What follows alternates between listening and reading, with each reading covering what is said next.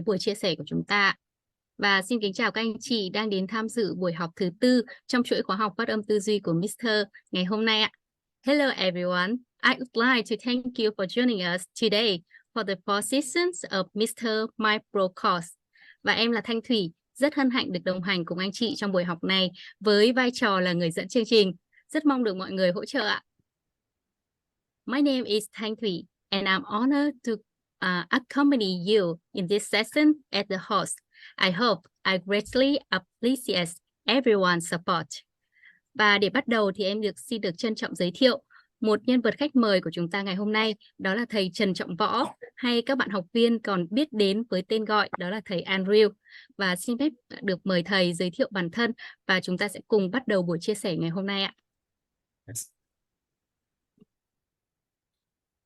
Yeah, and now Okay. I'm pleased, to introduce our guest for today, Mr. Trần Trọng Võ. As some of the students may know him, Mr. Andrew. Warmly welcome. Okay. Thank you, Miss Thủy. Yeah, thank you so much for your introduction. And I also want to say thank you to Mr. For giving me this opportunity to talk to you in the the class M004. So good evening, everybody.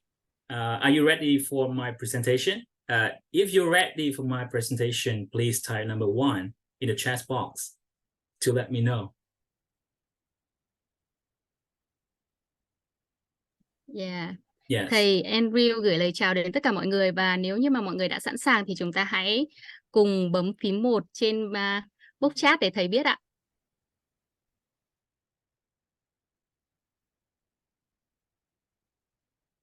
Yes, okay, thank you. So can you hear my voice clearly, or can you see my screen? Yes, can you say something? Yeah, you can turn on microphone and say something. Can you hear my voice clearly? Yes. Yes, okay. Yes, can you see my screen? Yes, full okay. screen. Yeah. Yes, okay, full screen. Okay, thank you. Okay, and today I would like to take this opportunity to talk to you about a topic. It's related to my career, which is change. Yes, welcome all you guys to the workshop 4 with the topic change. And first of all, I want to introduce a little bit about myself. Hôm nay thì thầy sẽ chia sẻ với mọi người về chủ đề liên quan đến sự nghiệp của thầy, đó là sự thay đổi. Và trước tiên thầy sẽ giới thiệu về bản thân ạ. Yes. Okay, my full name is Trần Trọng Võ, and my English name is Andrew. Now I'm working for MTO, and my current job is a CEO assistant, quality and finance manager at MTO. Thầy tên đầy đủ là thầy Trần Trọng Võ, và tên tiếng Anh mọi người thường nhắc đến đó là Andrew. Và hiện tại thầy đang là trợ lý CEO, quản lý chất lượng và tài chính tại MTO. Và xin mời thầy tiếp tục phần của mình ạ. Yes. Okay, and also in this course, I'm also your teacher. Yes. All right. Oh, let's move on. And my presentation. Yes. My presentation is divided into 4 parts.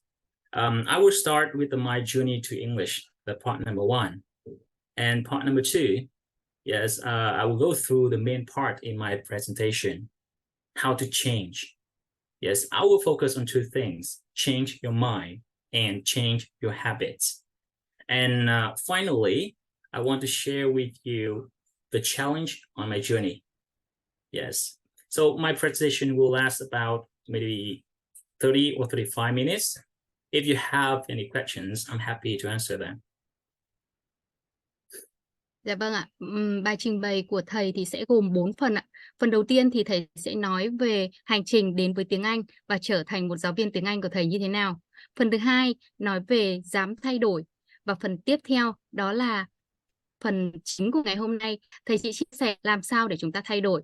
Và trong phần này thì thầy sẽ tập trung vào thay đổi suy nghĩ và thay đổi thói quen. Và cuối cùng đó là những thách thức trên hành trình mà thầy vươn tới thành công như ngày hôm nay ạ. Và bài chia sẻ có thể sẽ kéo dài tới 25 phút. Trong quá trình mà thầy chia sẻ thì bất cứ lúc nào mà anh chị có câu hỏi có thể đặt ở ngay trên chat box ạ. Và thầy sẽ giải đáp ở cuối chương trình ạ. Dạ em cảm ơn thầy và chúng ta sẽ có thể tiếp tục vào phần tiếp theo ạ. Yes, okay. So welcome to the first part. Now, before starting the very important part, Dare to Change, I want you to review my English journey to become an English teacher. Đầu tiên đó là hành trình đến với tiếng Anh của thầy ạ. Trước khi bắt đầu một phần rất quan trọng đó là dám thay đổi thì thầy sẽ chia sẻ với chúng ta hành trình đến với tiếng Anh của mình ạ. Yes. In 2012, after graduating from National Economics University with the faculty in banking and finance, I had to work for a local bank. Năm 2012 thì sau khi tốt nghiệp cử nhân tại trường Đại học Kinh tế Quốc dân và thầy đã làm việc tại một ngân hàng ạ. Yes, and in 2014, I completed a master's degree in banking and finance at the University of Economics, Hanoi National University. And during this time, I studied pronunciation with Mr. And I have to say that this is my turning point in my life. Studying with Mr. is my turning point in my life in this year. Năm 2014, sau khi hoàn thành thạc sĩ ngân hàng tại trường Đại học Kinh tế Đại học Quốc gia Hà Nội và theo học khóa phát âm tư duy của cô Thơ, và thầy có thể coi đây chính là một bước ngoặt trong cuộc đời của thầy ạ. Yes, and move on to 2015. I was a coach at English Center in Hanoi, and I became an English teacher after achieving a TOEIC certificate in this year. Năm 2015 thì thầy làm coach tiếng Anh tại Trung tâm Tiếng Anh tại Hà Nội và chuyên về phát âm và giao tiếp. Và cũng chính năm này thì thầy đã trở thành giáo viên của trung tâm sau khi đạt chứng chỉ TOEIC 850 ạ. Yes, okay. And from 2015 to 2021, I did not only teach English, but also worked for a real estate group where I was to be in charge of borrowing money from foreign investors. And in this year, I passed the CFA level 1. Từ năm 2015 đến năm 2021 thì thầy vừa làm công việc part-time giảng dạy và vừa làm công việc chính đó là huy động vốn nước ngoài cho một dự án của tập đoàn bất động sản. Và cũng trong năm 2021 thì thầy đã đạt được cái chứng chỉ CFA level 1, đó là một cái chứng chỉ về quản lý tài sản rất là uy tín và rất nhiều dân tài chính đang mơ ước ạ. Thủy rất là mơ ước điều này ạ. Yes. Okay, and in 2021, I joined MTO as English teacher, teaching parents and kids, and supported Mr. in financial management. Năm 2021 thì thầy cũng tham gia hệ thống của cô Thơ với vai trò là giáo viên dạy khóa học, dạy con song ngữ và đồng thời hỗ trợ cô Thơ trong việc quản lý tài chính cho hệ thống ạ. Yes, and in 2022, I decided to cooperate with Mr. to manage and develop MTO. At that time, I participated in the 𝐓𝐡𝐚𝐧𝐡 course, received 𝐓𝐡𝐚𝐧𝐡 certificate, and was officially recognized for my English teaching ability. You know that? I was so happy with that. Năm 2022 thì thầy quyết định đồng hành cùng cô Thơ trong việc phát triển và quản lý hệ thống. Và cũng trong năm này thì thầy đã tham gia khóa học TESOL và lấy chứng chỉ chính thức được ghi nhận khả năng giảng dạy tiếng Anh của mình ạ. Yes, okay. And so everyone, I want to ask you this question. Do you know what made me dare to change? What made me dare to change? Điều gì đã khiến thầy dám thay đổi ạ?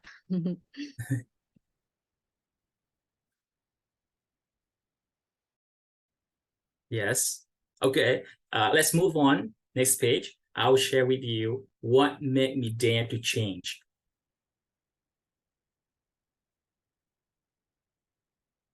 Okay. I told you before, in 2014, when I was still working at a bank, I saw the opportunity to work in the foreign company with a high salary. And that's why I decided to study English. Năm 2014 khi còn đang làm việc tại ngân hàng thì thầy có một cơ hội làm việc trong môi trường nước ngoài và vì vậy là thầy đã quyết định học tiếng Anh.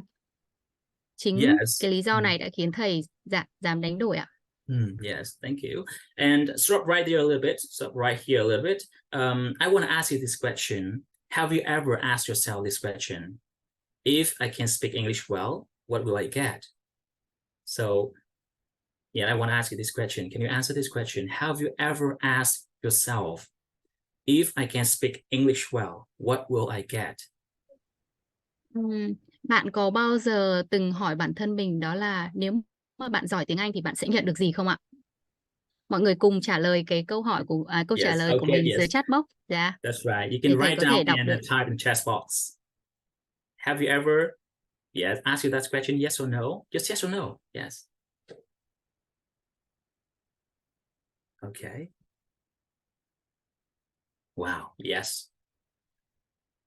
Okay. Yes. Right. Promotion? Yes. High salary? Of course. Yes. If you can speak English well, you'll get a high salary, you get a promotion. All right. Yes. Now, if your answer yes, you should write down, but please write down what you think is big enough to make you dare to change. Yes, I want to emphasize on big enough. Nếu câu trả lời của bạn là yes thì hãy viết ngay xuống, nhưng hãy viết cái mà bạn nghĩ là đủ lớn để bạn dám thay đổi nha. That's right.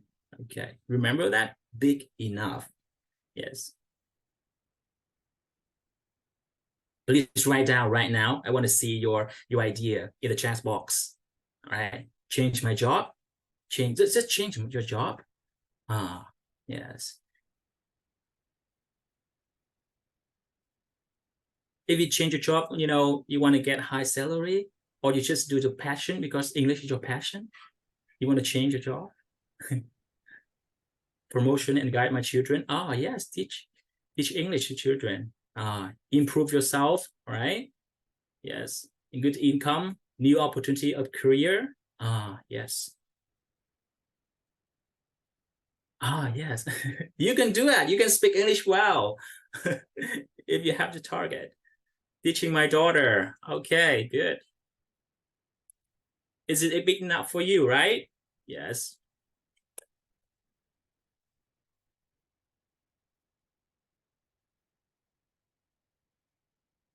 Okay. And you know that at that time, I dare to change this. And I dare to change my job. And I think this was a turning point in my life. Yes. And I will explain. Let's move on to next part. How to change. Vâng, và thời điểm đó là thầy đã quyết định thay đổi. Và đó cũng chính là bước ngoặt của cuộc đời mình, của cuộc đời của thầy Andrew. Và chúng ta sẽ cùng đón tiếp phần tiếp theo, một phần vô cùng hấp dẫn. Vậy thì how to change, làm thế nào để thay đổi đây ạ? Xin mời thầy ạ. Okay. Now, to change, you need, at that time I did two things: change my mind and change my habit. When you change your mind, when you change your habit, you will change your life. Có hai thứ mà thầy muốn đề cập đến, đó là thay đổi tư duy và thứ hai đó là thay đổi thói quen. Khi mà thay đổi hai điều này thì bạn sẽ thay đổi cuộc đời của mình đó. Yes. Okay, let's start with the change of mind. And you know what? At that time, I made a tough decision. I quit my current job and focus on studying English.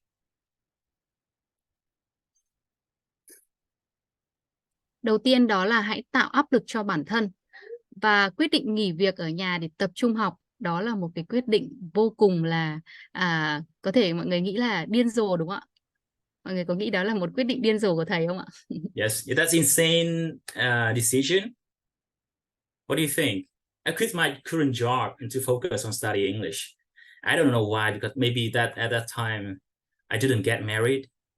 Yes. Từ bỏ một công việc mà mơ ước của rất nhiều người, đúng không? Là việc tại ngân hàng và để tập trung vào việc học của mình thôi. Yes. Mọi người nghĩ sao về quyết định này ạ? If you were me, you had to do that.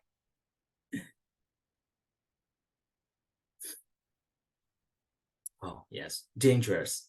Okay.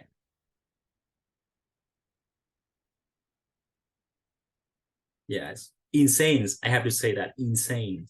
Insane. Insane decision. But I did. And next thing I did that I set my goal. Okay. I must communicate in English fluently in 6 months. Is that a difficult thing? Và thầy đã tự tạo áp lực cho mình bằng cách là ra chỉ tiêu, ra một con số, đó là sẽ phải giao tiếp tốt tiếng Anh trong vòng 6 tháng ạ. That's right. Okay. Yes. When you set the goal, you need to show the number. You just don't think. I think you don't need to think. You need to write down the number. For example, if you want to get high salary, how much money you want to get if you can speak English well. If you want to communicate in English fluently, how long? Okay, how long? Yes, will you take to speak English fluently? Yeah. Okay, to communicate in 6 months, we need to focus on small things. Yeah, what should you learn? And at that time, I think I should focus on pronunciation. How to pronounce every English word correctly when you look it up in dictionary? Yes, pronunciation is really important. Và trong vòng 6 tháng đó thì thầy đã rút ra một số những cái kinh nghiệm và để có thể chia sẻ cho chúng ta. Đó là chúng ta sẽ phải tập trung vào những kỹ năng. Và đầu tiên thầy muốn lưu ý đó là cần phải phát âm tốt. Bạn cần phải học cách phát âm các từ khi tra nó trong từ điển ạ. Yes, okay. And the next thing, listening. If you don't understand what they're saying, or you will feel panic, you will stop the conversation. You cannot communicate. Listening is so important. Okay, when you want to talk, when you communicate with the others. Điều quan trọng thứ hai đó là phải nghe tốt ạ. Nếu mà bạn không hiểu người khác nói gì thì bạn sẽ cảm thấy vô cùng hoang mang ạ. That's right. And the last thing, reaction. Okay, now reaction, what does it mean? Reaction is mean that how to speak, how to answer the question, how to talk to the others. Okay, you can speak English fluently. You cannot speak English fluently without reaction. You cannot talk to yourself every single day, or you need to go out and find someone who can speak English, right? Yes, that makes you, feel good, and that makes you can speak English better. Ở đây thầy muốn nói đến phản xạ tốt, nghĩa là bạn có thể nói tiếng Anh một cách lưu loát trong mọi trường hợp ạ. That's right. Okay.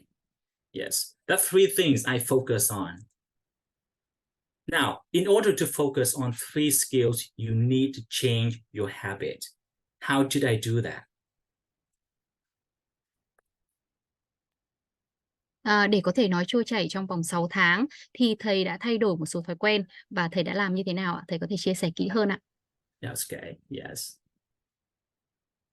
Now, change your habit, you need 2 things. Firstly, plan. I make my own to-do list every day to reach my goal, as I told you before. Yes. And then practice. Create my own language environment to practice English.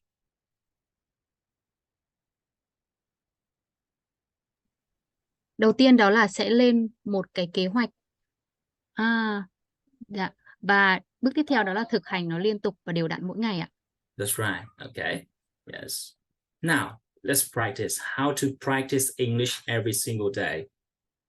Plan and practice. I will talk about practice. How to practice English every single day. Vậy thì sẽ thực hành như thế nào đấy ạ? Yes. Okay. And I told you before 3 things I focused on. Pronunciation. Let's start with pronunciation. And at that time, I took part in an English pronunciation course with Mr. in 3 months to master the IPA. Đầu tiên đó là tìm một người thầy để dạy và thầy đã lựa chọn học cô thơ trong vòng 3 tháng.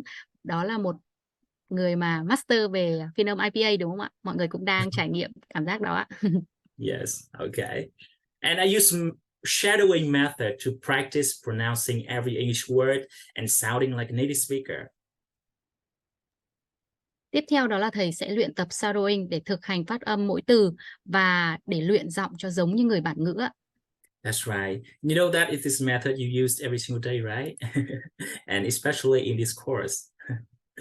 Yes. And now I will share with you some materials that I use to use shadowing method.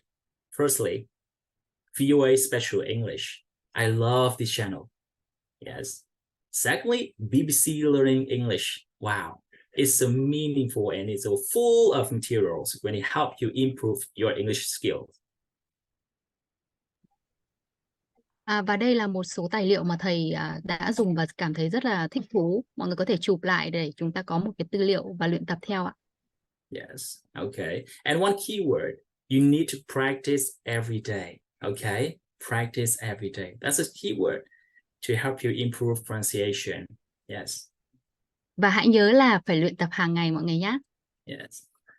Okay. Now, let's move on to the next things I told you before, that I focused on, listening. Tiếp theo đó là thực hành luyện nghe như thế nào ạ? Yes. I use dictation method to practice listening every day. You know dictation? Can you help me translate into Vietnamese? Dictation. Phương pháp nghe chính tả đúng không ạ? That's right. Okay. Dictation. Yes. If you want to use this method, you should find some interesting sources. So here are some materials that I chose to practice listening.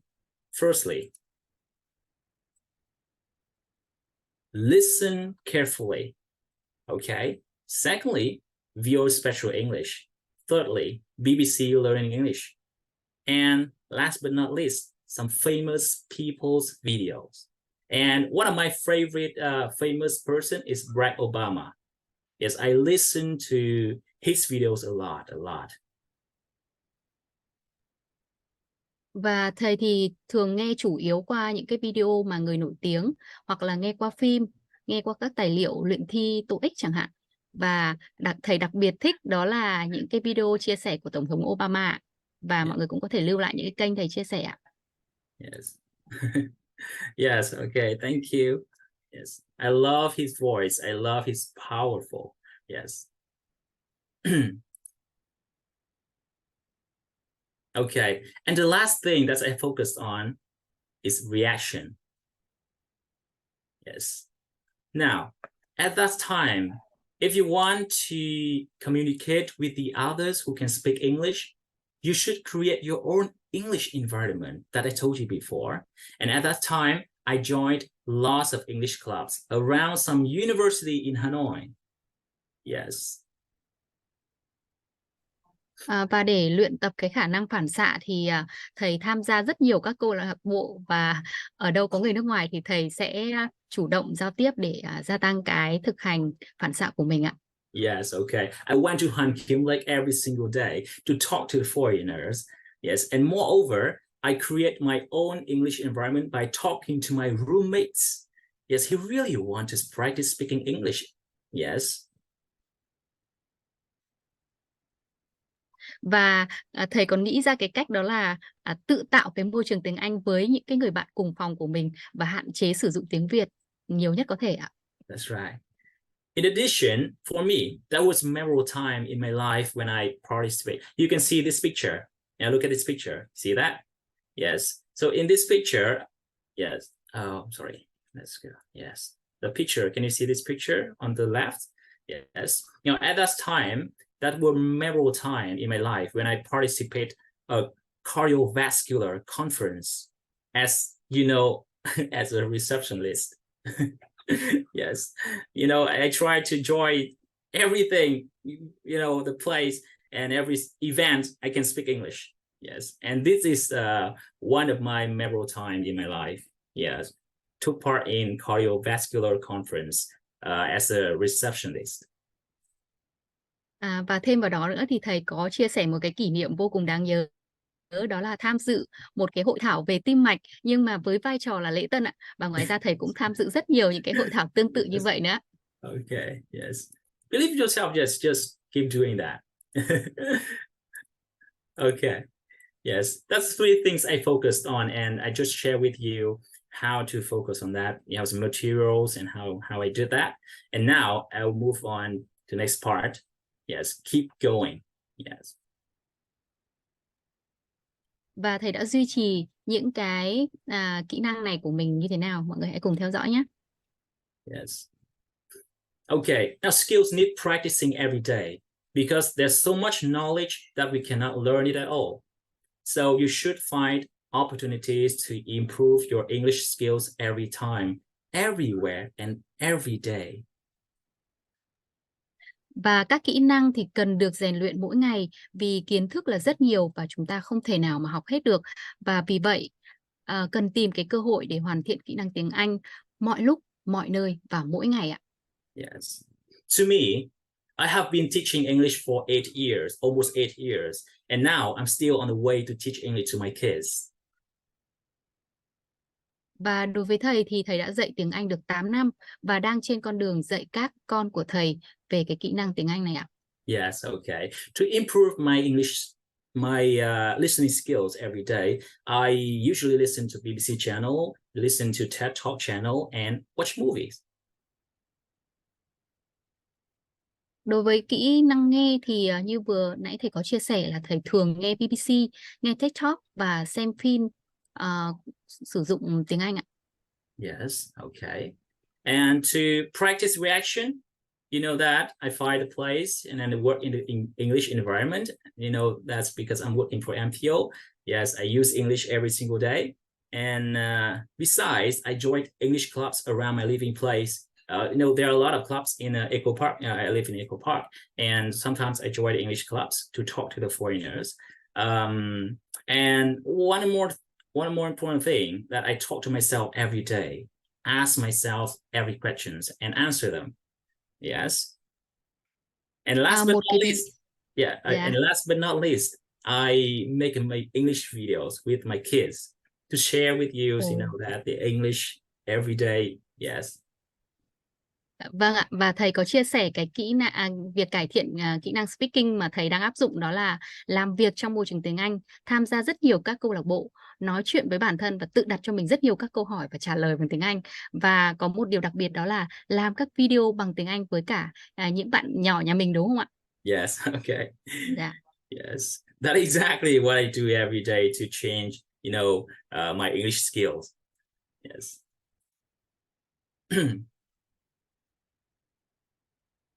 Okay, now on this way, there are times when you feel like, although I tried my best to study English, but I didn't make progress, and I really want to give up.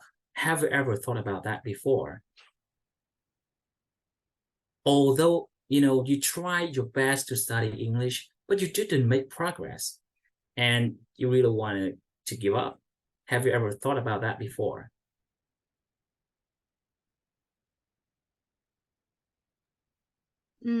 Trên hành trình, đúng không ạ? Trên hành trình mà Yes. thầy đang cải thiện cái kỹ năng tiếng Anh của mình thì thầy cũng có lúc cảm thấy là chán nản và muốn từ bỏ. Yes. Vậy thì các bạn thì sao ạ? Các bạn có đối diện với những cảm xúc đó không ạ? Yes. Yes, right, okay.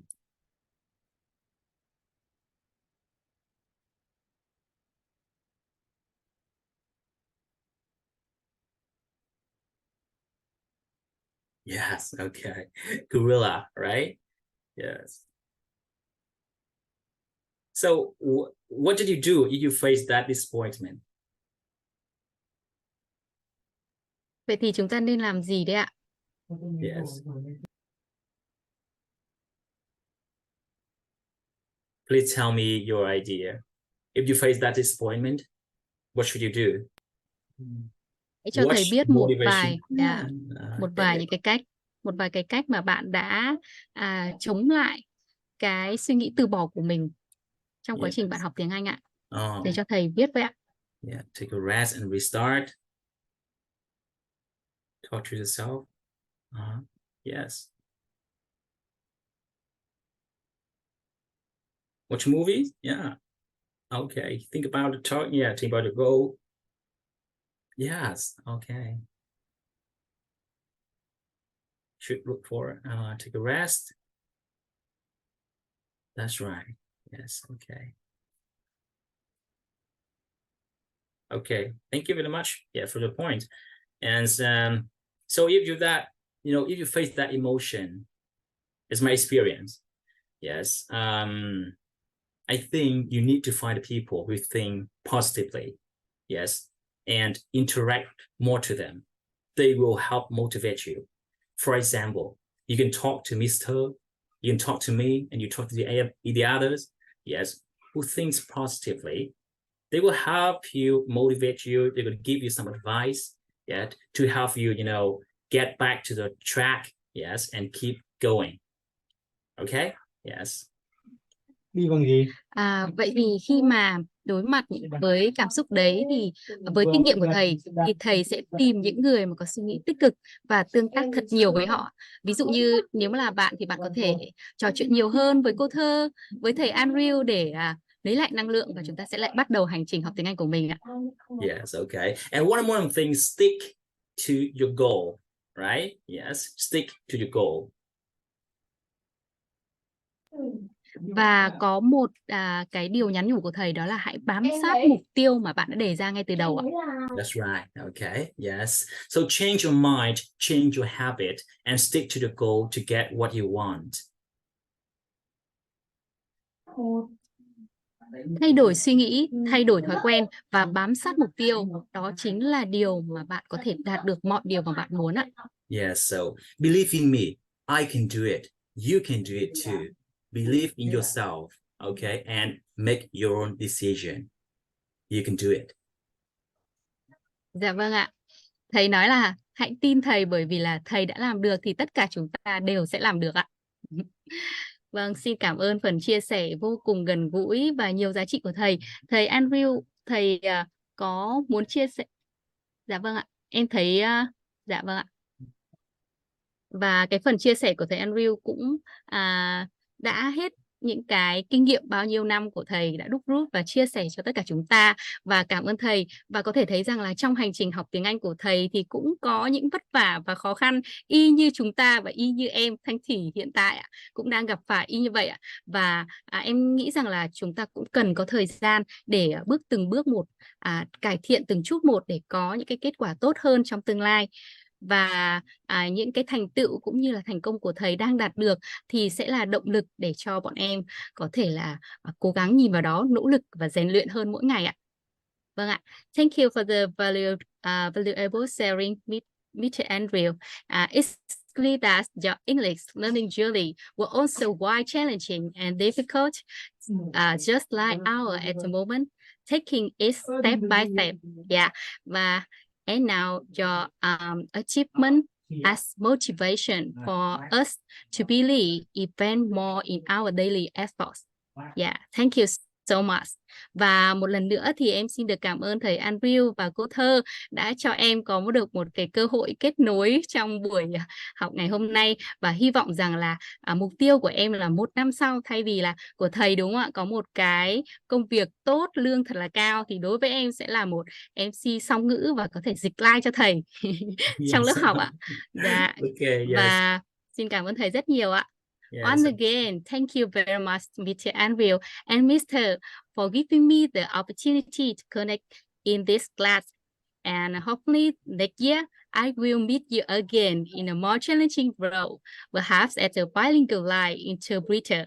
Yeah, thank you so much. Yes. Okay, so I hope that. And anyway, thank you so much, and everyone for listening to my presentation. And I want to say thank you, Ms. Thủy, for supporting me. Thank you so much. Yeah.